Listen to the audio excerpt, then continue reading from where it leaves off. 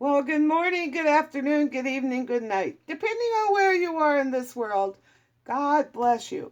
This is Gloria White coming to you from Utah, USA. Today we're going to make making some cream of chicken vegetable soup.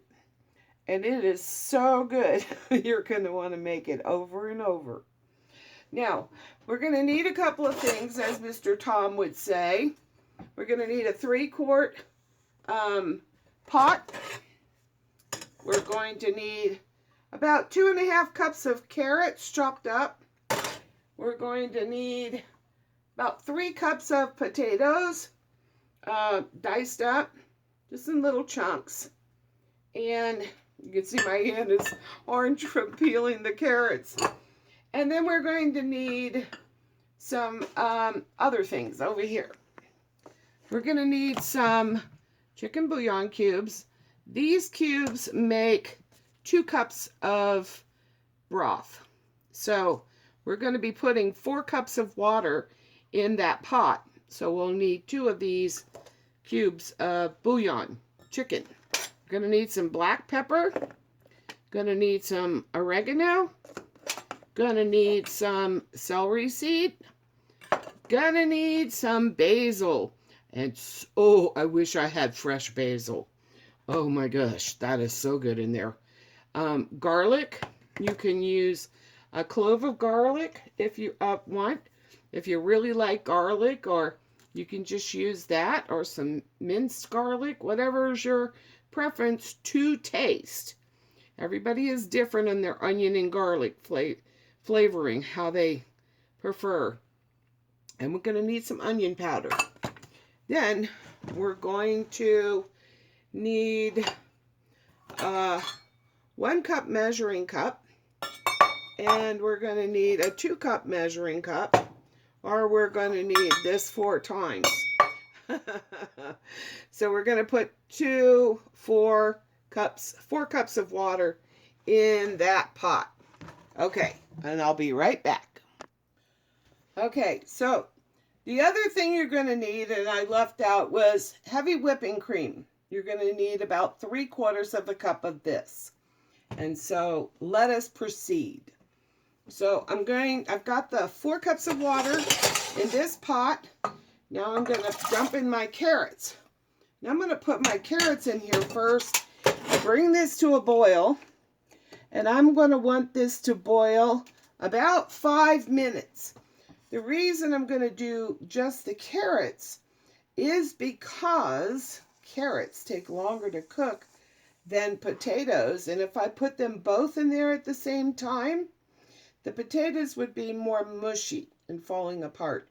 So that's why we're going to cook the carrots for 5 minutes, bring it to a boil, and boil them for 5 minutes before we proceed.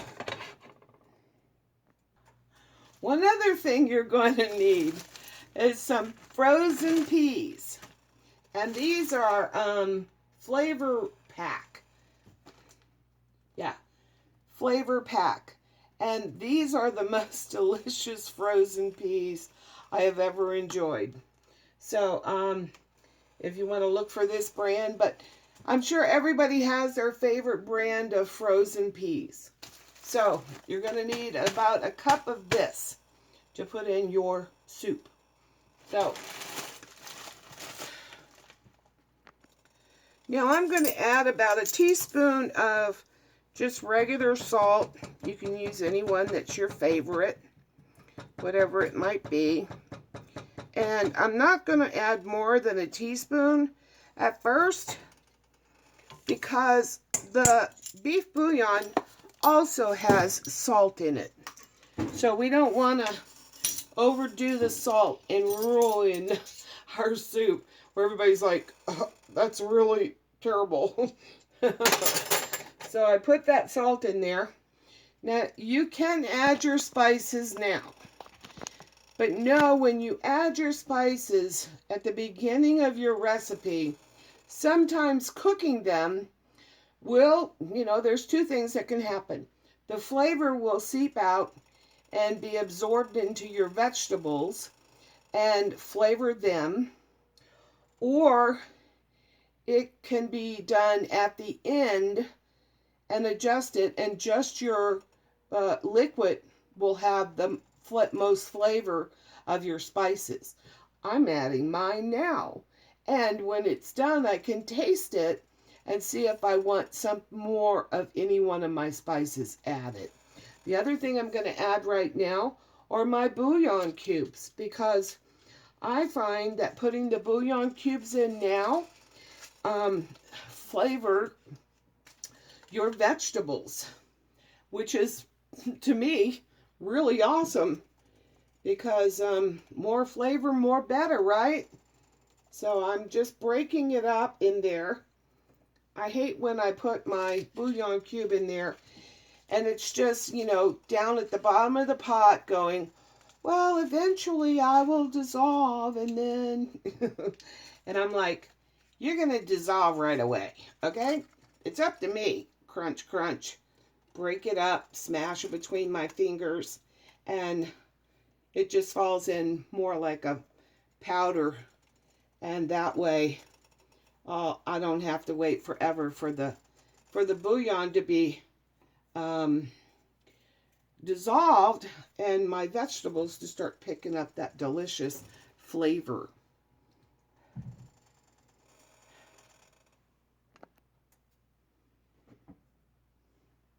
Oops. Now I'm going to push this pot handle around so you can see. I have a teaspoon of basil, and I'm going to put it in this little measuring thing here. Then I'm going to just put all my spices in that cup. Then I'm going to mix them up. And the reason I do that is I find that I have less lumps of my spices that I'm trying to, you know, get put into my pot. And then I have to overstir my vegetables to get them, the spices, to dissolve. I hate those little clumps. Okay, so I'm going to put about a half a teaspoon of the onion powder. Same with the garlic powder.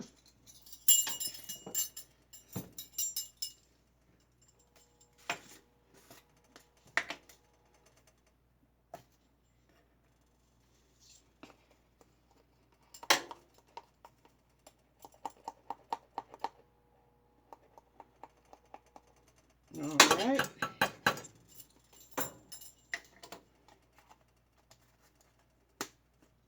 Now, you know, when you take this little shaker off the top of your jar or your seasoning, make sure you get it back on there good, because you'll grab it the next time and the whole half the bottle will wind up in your pot. Now, this is the celery seed, and I love celery seed. So I'm going to put a whole half a teaspoon in here. And I think I might put some more in later. But you can't overdo anything, you know, and get too much of any spice in your pot, and it just takes over and dominates everything. So now my oregano, and I'm going to do a half of teaspoon of this as well. But you could tell I put a whole teaspoon of the basil in there. But you know, oregano can be a pretty strong spice, so you don't want it to overwhelm your the flavor of your dish, because you get too much oregano in there and it turns into like a you know, an Italian thing versus just an American cream of chicken soup. Let's see, how do I get in here? Okay, I'm going to put a whole teaspoon of black pepper, because I really love black pepper as well. So I'm going to put that whole teaspoon in there. So that's all of my spices. and my flavoring. And now, if you look in this little cup, how I put that too close to the burner. Doggone it, that's hot. Oh my goodness. But if you look in here, you can see that everything is just kind of, you know, one on top of the other. But I'm going to stir that up and get rid of any lumps that would be in my spices when I put them in my pot, so I don't have lumps. I hate having to stir and stir and stir to get my spices mixed into what I'm cooking, especially if I've already got vegetables going in there, and I'm going to wind up with getting my potatoes falling apart or my carrots, you know. So now I'm just going to sprinkle this on. It's all mixed in together, and it'll be so much easier to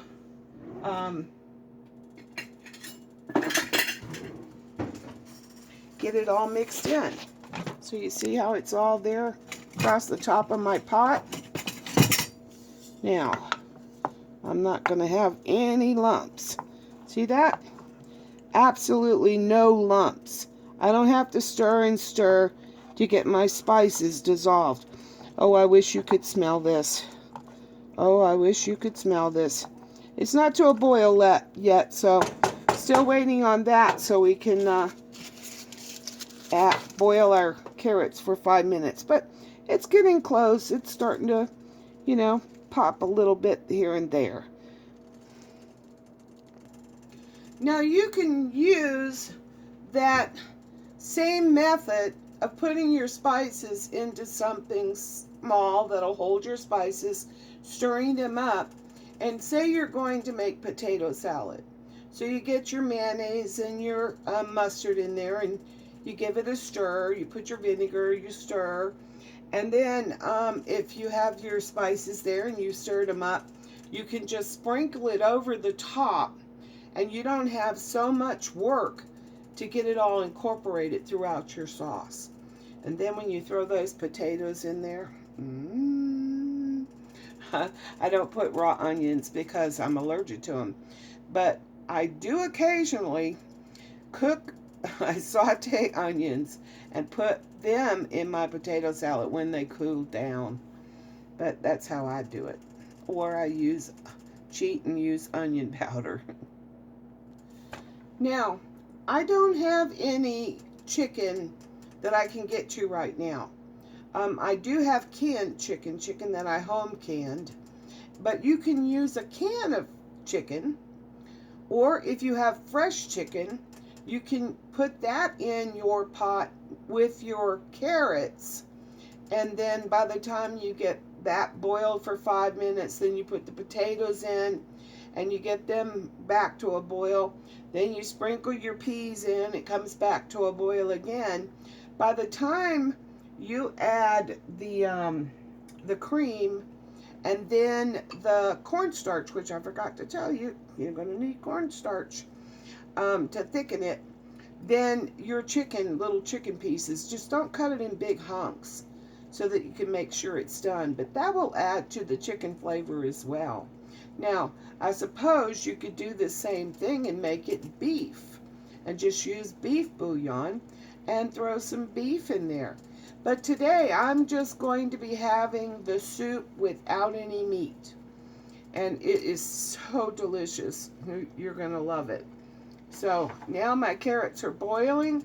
So I look at my clock and I see it's 1:28. So I'm going to boil those for 5 minutes. So at 33, then I'm going to add my potatoes. Now you can see that there's going to be quite a bit of water that's going to boil out of here. But that's the plan. Because then when you add the cream, you're not diluting your sauce. Yeah. Now, if you were going to do beef, when I do beef, I put some Worcestershire sauce in, probably about a tablespoon in this pot. Now, you can double this, triple it, depending on the size of your family or your appetite. And you can also add some crushed red peppers to get a little heat in there, if you like that. Of course, your kids probably won't like that, but, well, the little ones anyway. I don't know, I'm saying that, but I had my youngest granddaughter. She could eat the hottest stuff when she was like 3 or 4 years old. We were like, oh, honey, you shouldn't eat that. Oh, it's good. She loved it. So we were like, okay, well, let's watch that, you know, potty thing. But it was all good. She just ate it and ate it. But now that she's older, she don't care for anything spicy. It's amazing, huh? We're the same way. Our taste buds change. Now I'm going to add my potatoes, but girls, we got this boiling here now. We want to be careful that we're not splashing those potatoes into the pot where we're going to get burned. So be careful with that. Now I'm going to give it a stir so my carrots and potatoes will be mixed together. I'm going to watch for it to get boiling again. And when it comes to a boil one more time, and I'm going to let it boil probably about a minute, and then I'm going to put these peas in. Ooh, these peas are so good in that soup. Whew. Now here's a little tip I want to share with you. Maybe many of you do this already.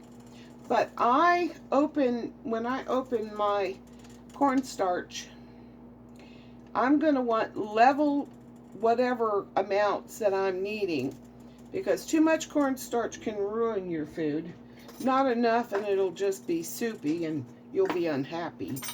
And then you'll be trying to adjust, especially if you're working from a recipe. So the reason I have this like this is because, as you can see, I can go in there. Well, I'm wanting a tablespoon. Well, that's way more than a tablespoon. So if I just do that, then I just have a tablespoon.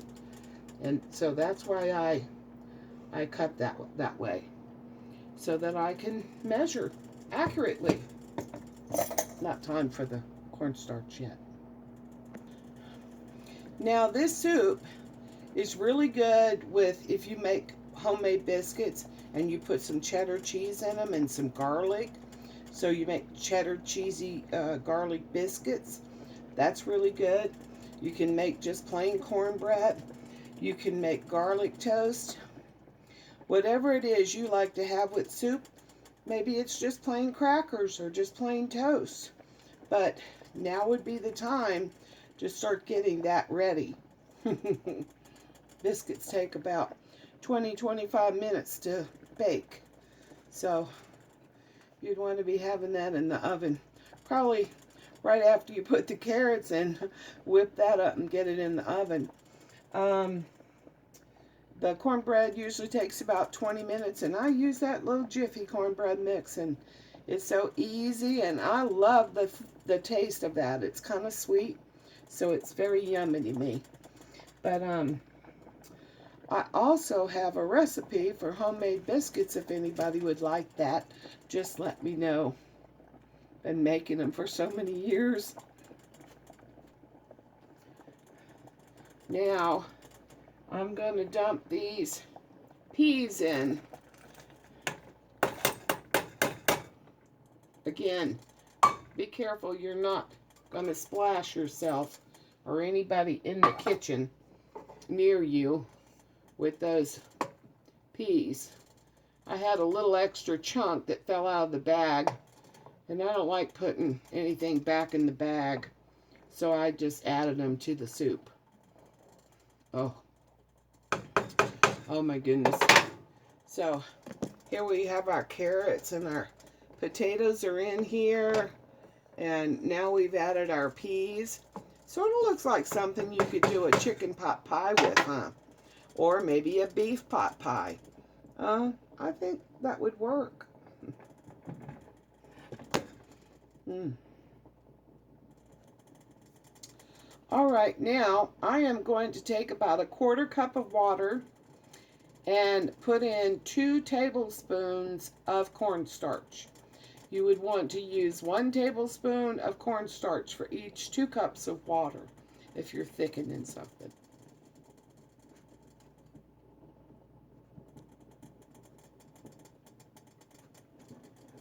Now the thing about dissolving cornstarch is you don't want it to be anything hot. Like I would never take the broth from here to try to dissolve my cornstarch in because it's going to become one big lumpy mess. So you want just room temperature or cold water, cold milk, whatever, and dissolve your cornstarch in that. So save yourself the headache. use cold water. It's so much easier. Now I'm just dissolving my cornstarch in here, and then I'm going, because I have put like a 1/4 cup of water in this one cup measuring cup, eyeballed it, and then I'm going to fill this up with the heavy whipping cream once I add this to my broth. And I'm looking in there, and I need a fork. I just want to check and see how close it is to my potatoes being done. And why would I want to know that before I put my cornstarch or my cream in there? Because once I put the cream in here, then I'm going to have to start stirring it all the time to keep it from burning on the bottom of my pot. And I'm just a lazy cook, so I'm not going to put that in there until my potatoes are almost done. And they're not. I can just look at them and tell. Now, when you want to check your potatoes, you know, you can fish around in your pot and try to get the fork in there so you can test it. Or you can just do this. Oh, look at that potato sitting there waiting for me to poke it. Oh, not quite ready. The fork should have gone in there very easily, and it would not have broken the potato. You can see inside there it's not done. But just another little tip. Now, I'm cooking this on about 6 on my stove, which would be a little bit closer to high. So it's doing a really rolling boil, but I'm in a hurry. If you're not in a hurry, you can cook this on a lower fire and let it just simmer until it's all done.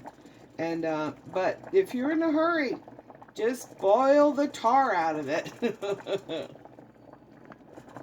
Also, I wanted to tell you, you can do this with canned potatoes, canned carrots, and canned peas. You need to recognize that those vegetables are already cooked. So when you're going to add them to the broth, you want to create the broth first. And then you want to drain your vegetables, or you can use the juice, the liquid that's in those vegetables in the can, and measure out 4 cups and put that in your pot. Then put the bouillon in that.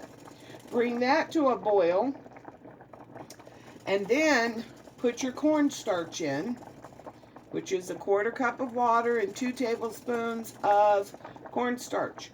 Now, if you mix it up ahead of time like I've done this, I want you to notice that at the bottom of this, you can actually, it can have a settling effect. So you want to stir it up again before you put it in there, so you have it completely dissolved. So you can do it that way. If you've canned some potatoes and carrots and peas, oh my goodness, well, you're really in for a treat. And you can use the juice off of that as well. If I was using my vegetables that I had canned, I would pour the juice from those peas in there first. Then the carrots. And then if I needed more, I'd take it off the potatoes. The juice on the potatoes just isn't that much flavor in it. But the potatoes will be good. So you can use that as well. You could use all frozen vegetables. You know, this I just make with the fresh carrots and the potatoes because I have them and I really like them. And these peas are just, whoo, really delicious to me. So I have everything in there. And let's just check our potatoes again.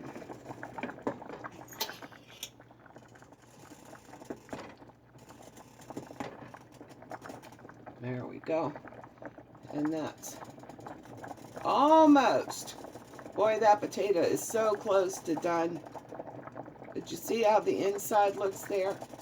It still looks a little powdery. Yeah, not quite ready, but very close. So when your potatoes are almost done, don't go get lost folding clothes or changing over the washer and dryer and forget. You'll come back to mushy potatoes. I almost forgot this. You don't want to forget this. It's liquid smoke.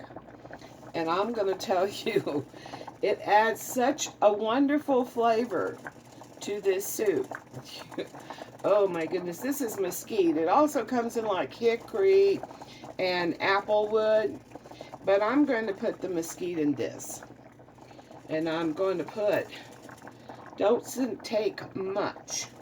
So what I'm going to do first is I'm going to add a half a teaspoon first.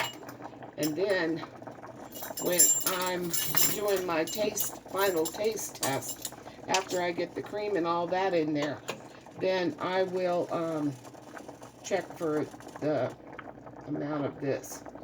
Ooh, it rolled right off the side of the spoon. Okay, there we go. I love the smell of this. It's like concentrated mesquite flavoring, liquid smoke, in case you've never had any of this. And if you're one of those prepper people out there, this is something really good to have because you can flavor up the most bland foods with this. And it'd be amazing. All right, let's check these potatoes. We don't need to check all of them, but here we go. Oh yeah, see how it went in there and it didn't break that potato? That's done. Now, we're gonna add our cornstarch. Like I said, stir it up. Make sure it's not settled to the bottom of your container, because if it gets you get down there and you try to get that rest of that out that's not dissolved, you're going to get lumps. Nobody wants lumps. And I'm going to add this slowly because I don't want to have a problem with my broth. I don't want it to be lumpy. I don't want to have All right. Now I can tell you right now, that is going to thicken up real quick. Now then. Now, depending on how creamy or much broth or liquid you want in your soup, I'm going to add a whole cup of cream. And I'm going to stir that in. More like folding it in. I don't want to beat my vegetables to a pulp. Getting this mixed in.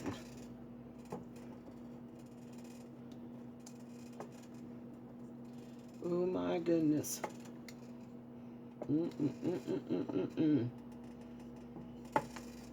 Now, like I said, I didn't put any chicken in here, but you could put raw chicken in with your carrots. You can put canned chicken in now.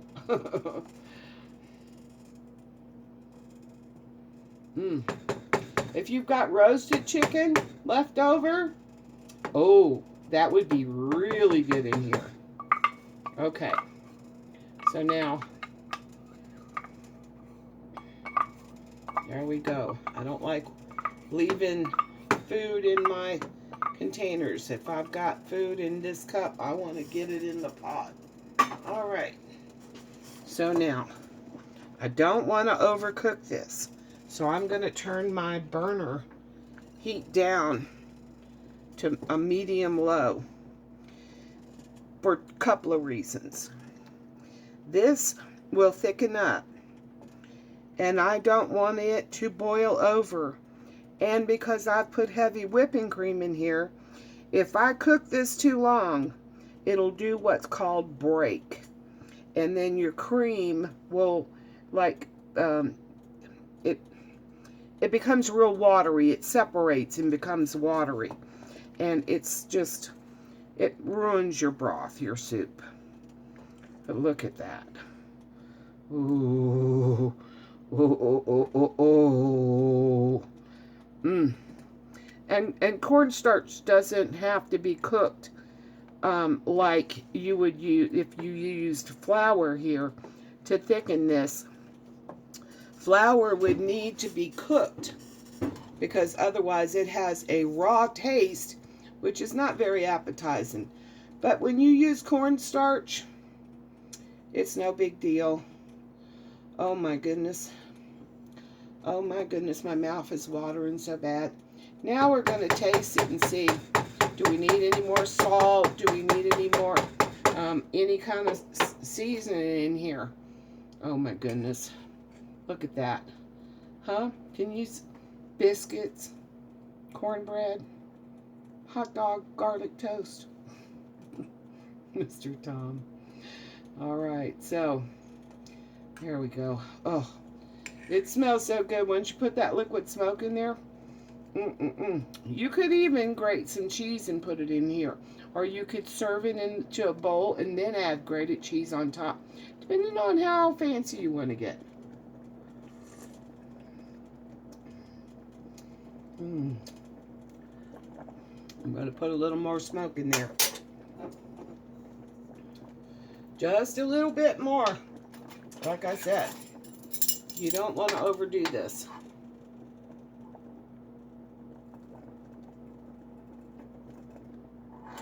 There we go. Oh. And maybe a touch more salt.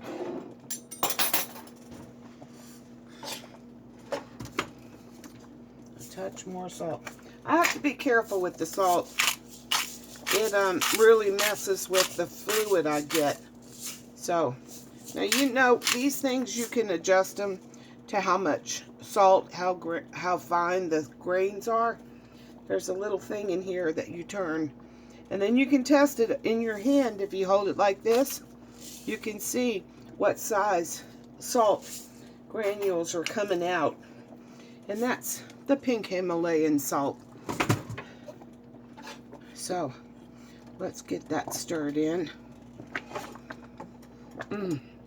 My mouth is watering, kids. Ooh. Oh my goodness. Whew. Let's look in that pot. Look at that. Oh yeah. Now, I guess you could use this as a filling for a pot pie if you threw some chicken in there, or if you had used beef bouillon or beef broth and made it go beef and added beef into it, then you could make a beef pot pie. But I'm just having soup. That's so delicious to me. This is so good. Now, I'm going to get that smoke. Stir it in there. Nice like that. Now, if it wasn't just me in this house, if there were other people in this house that I knew would be eating this soup, I'd get a clean spoon. But it's just me. And the dog.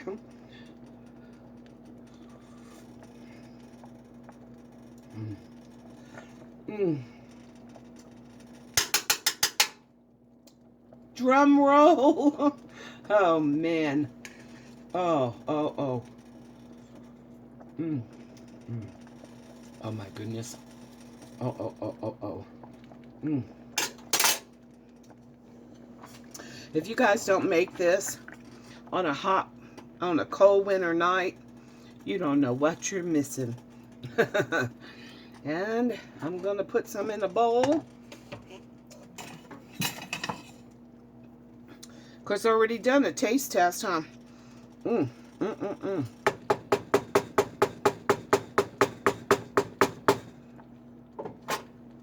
Look at this. Look at that.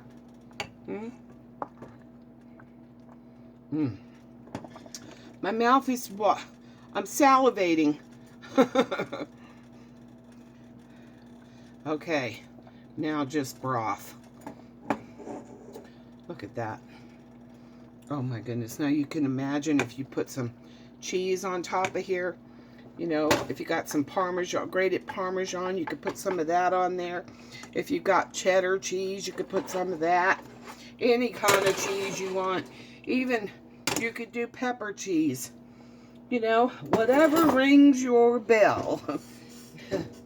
Now then. Oh my goodness. That is so good. Oh. I can hardly wait to get it in my mouth because I am some kind of hungry. There we go. Ooh. I have Parmesan cheese, but I don't want to even wait to dig that out. Oh, look at that. Oh, guys. This is so good, I'm telling you. You gotta try it. And if you don't like the choice of my spices, use what you like. You can make this your very own. But I know you'll enjoy it. And as always, thanks for tuning in. I love you.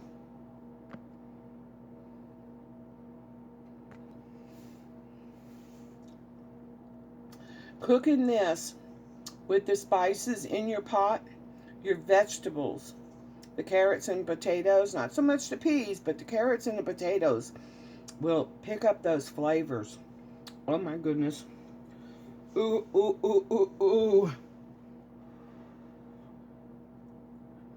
Ooh, that's hot.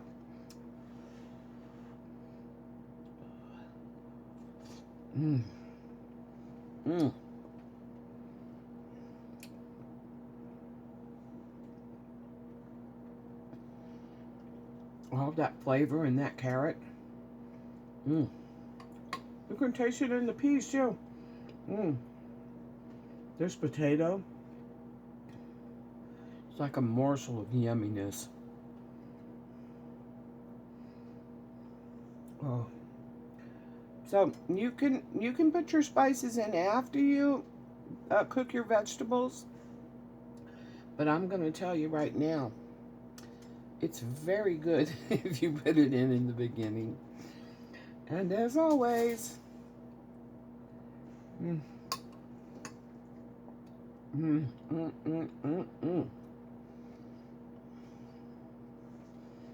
the potatoes remind me of those potatoes you roast in the oven, where you coat them in butter. You dry them. You just like quarter them, and you dry them, and then you put the spices on them in butter, and then you roast them in the oven. This could pass for a roasted potato. So good. And as always, I love you. Now, you can also cook yourself some noodles, some angel hair pasta, and whatever kind of noodles you like, or some rice or some wild rice, whatever you like, and you can serve this over that.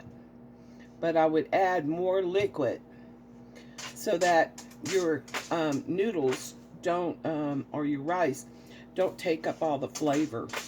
But,